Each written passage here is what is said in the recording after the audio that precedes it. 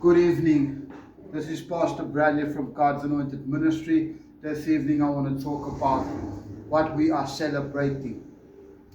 We are celebrating where God has come and He has risen and is on His way going up to heaven, where God has said that He's going to leave a helper to us that is called the Holy Spirit. He's going to pour out His Spirit, but His Spirit is already in our life. His Spirit is already dwelling in our life, leading us day by day.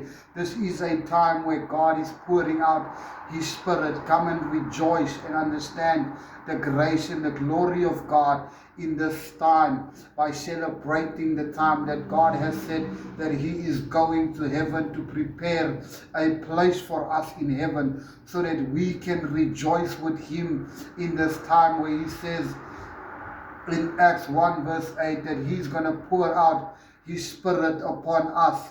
On all flesh God has poured out the Spirit of Jesus Christ upon us. And the disciples had all started to speak into tongues, in different tongues. And God is in this season wants to pour out His Spirit upon the new generation of Jesus Christ, so that we can become and make an impact within the world, make an impact within our communities, make an impact in our schools, for the grace and for the glory of God. In the mighty name of Jesus, amen.